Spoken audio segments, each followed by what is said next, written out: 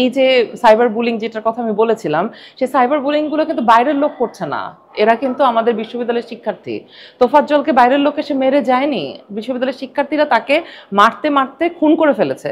বলছেন যে ডাকসুর নাকি এগুলো করার অধিকার আছে। আমি আসলে যতটুকু বুঝি এত বছরের শিক্ষকতার জীবনে, তাতে ডাকসুর আসলে এগুলো করার কথা না, এবং এগুলোতে ছাত্রদেরকে ঠেলে দিয়ে ওনারা আমাদের নিজেদের দায় এড়াচ্ছেন, এবং এই দায়টা এড়ানো ওনাদের ঠিক হচ্ছে না। ধরেন এই যে সাইবার বুলিং যেটার কথা আমি বলেছিলাম, সেই সাইবার বুলিং গুলো কিন্তু বাইরের লোক করছে না, এরা কিন্তু আমাদের বিশ্ববিদ্যালয়ের শিক্ষার্থী।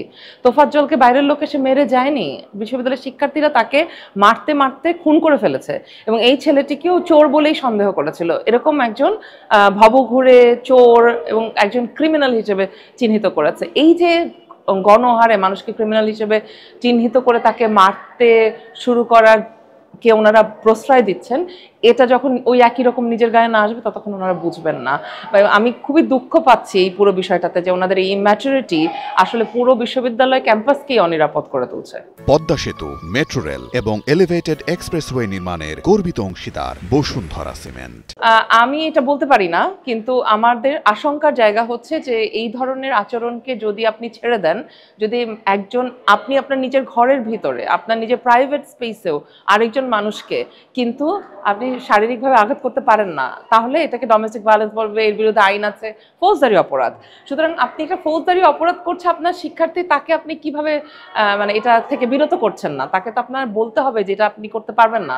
এর বাইরে আপনি তাকে বুঝিয়ে বলতে পারেন, আপনি অন্য পলিসি নিতে পারেন, আপনি তার জন্য পুনর্বাসনের ব্যবস্থা করতে পারেন, তার জন্য সোশ্যাল ওয়েলফেয়ারের কাছে যেতে পারেন, অথবা না যেতে পারেন, ঘরে বসে লিখতে পারেন, কিন্তু আপনি আরেকজন নাগরিককে আঘাত করার অধিকার বা তাকে উচ্ছেদ করার রাইট কিন্তু এদের নাই, এবং প্রক্টোরিয়াল টিমেরও নাই। আসলে প্রক্টোরিয়াল টিম বলতে আসলে কি, সেটাও কিন্তু আমাদের ক্যালেন্ডারে পরিষ্কার করে লেখা নাই। এগুলো না নতুন নতুন আসছে, এই জিনিসগুলো আসলে নতুন নতুন আসলেও যেহেতু বিশ্ববিদ্যালয় এই মুহূর্তে গণতান্ত্রিকভাবে নির্বাচিত, ডাকসু ছাড়া আর কোনো কিছু নাই, তার ফলে এই যে একটা অগণতান্ত্রিক পরিবেশ তৈরি হয়েছে, শিক্ষকদের অংশীদারিত্ব নাই, তাদের কথা বলার স্পেস নাই, এই সমস্ত কিছুই কিন্তু একদিকেই আমাদেরকে নির্দেশ করছে যে এটা আমাদের বিশ্ববিদ্যালয়ের গণতান্ত্রিক পরিবেশের জন্য খুবই ক্ষতিকর, এবং ছাত্রদেরকে এই ধরনের আমি বলবো ইলিগাল কাজে সাপোর্ট করা বা তাদেরকে সেখান থেকে না ঠেকানো শিক্ষক হিসেবে আমাদের দায়িত্বের অবহেলা। কেন করছে এটা তো আপনারা জানেনই, আমি নাম ধরে ধরে বলবো না, সেটাও করতে চাই না। আমরা সবাই জানি তাদের কথাবার্তা, আমরা সবার কথাবার্তাই আমরা আসলে দেখেছি সামাজিক মাধ্যমে এবং গণমাধ্যমে দেখেছি। সুতরাং তারা যা বলছেন সেটা আসলে শিক্ষার্থীদেরকে কিছু মানে অন্যায্য কাজ, অন্যায় কাজ এবং আইন বিরোধী কাজের দিকে ঠেলে দিতে পারে। এই জায়গায় আমাদের শিক্ষকদের খুব সাবধানে কথা বলা উচিত বলে আমি মনে করি, কারণ আমাদের দায়িত্বটা বেশি। আমার তো মনে হয় যে ঢাকা বিশ্ববিদ্যালয়ের শিক্ষার্থীরা না বুঝে কেন করবেন, আর না বুঝে করছেন এটা আমি বলবোই বা কোন সাহসে, কারণ আমি তো ধরে নিচ্ছি ওনারা অ্যাডাল্ট, ওনারা নির্বাচিত প্রতিনিধি, ওনারা না বুঝে কেন করবেন? ওনারা নিশ্চয়ই বুঝেছেন, কিন্তু কিছু একটা বুঝেছেন যেটাতে একটা গন্ডগোল আছে বলে আমার ধারণা, এবং আমি একজন শিক্ষক হিসেবে আমি মনে করি এটা আমার দায়িত্ব অবহেলা হবে যদি আমি না বলে দেই যে এগুলো কিন্তু অন্যায় কাজ হচ্ছে, সেটা করা ঠিক হচ্ছে না আমাদের। না, সেটা হয়ে যাচ্ছে বলে আমি মনে করি না, কিন্তু এই যে জিনিসটা বন্ধ করে দেওয়া হলো, একটা ভালো ইতিবাচক জিনিস। শুধু সঙ্গীত শিক্ষক না, কিন্তু শারীরিক চর্চার শিক্ষকও, এই দুইটা শিক্ষক অ্যাড করার যে পরিকল্পনা, এই পরিকল্পনাটাকে আমরা স্বাগত জানিয়েছি, সাধুবাদ জানিয়েছি, কারণ শিশুদের বিকাশের ক্ষেত্রে, তাদের সৃজনশীল এবং ওভারঅল বিকাশের ক্ষেত্রে সঙ্গীত এবং শরীরচর্চা দুটারই খুবই গুরুত্বপূর্ণ ভূমিকা আছে, এবং এটা সায়েন্স এটাকে সাপোর্ট করে। সেই কারণেই আপনারা যদি দেখেন ইউনিসেফ এ সম্পর্কে অনেক জনসচেতনতামূলক অনেক ভিডিও, লেখালেখি তাদের ওয়েবসাইটে পাওয়া যাবে। এছাড়া আমরা যে শিশু অধিকার সনদের কথা বলি, সেখানে শিশুদের যে পরিপূর্ণ বিকাশ এবং তার সৃজনশীলতার চর্চাকে মানে অনুপ্রাণিত করার, উৎসাহিত করার ব্যাপার আছে, সেখানেও আসলে এই দুটো জিনিসের অনেক গুরুত্ব। কিন্তু সেটা একটা বিশেষ গোষ্ঠী এর বিরুদ্ধে নানান রকম আন্দোলন করলেন, আরও আন্দোলনের হুমকি দিলেন, এবং সেই হুমকিতে মনে হলো যেন সরকার ওই হুমকির কাছে নতি স্বীকার করলো। তবে এটা খুব ইন্টারেস্টিং যে আসলে এই সরকার এই প্রথম নয়, এর আগেও বেশ কয়েকবার এরকম হুমকির কাছে নতি স্বীকার করেছে। সেটা আসলে আমাদেরকে বলে দেয় যে আসলে সরকার দুটো জায়গায় একটা জিনিস মনে হচ্ছে যে তার মানে যথেষ্ট পরিকল্পনা করা হয়নি, কারণ আমরা দেখলাম যে সরকার সরকারের পক্ষ থেকে একটা বিবৃতি দেওয়া হয়েছে যে কি কারণে এটা বন্ধ করা হলো, সচিবরা মানা করেছে, টাকা নাই ইত্যাদি। তো টাকা নাই, সচিবরা মানা করেছে, এটা এতদিন পরে কেন আসলো?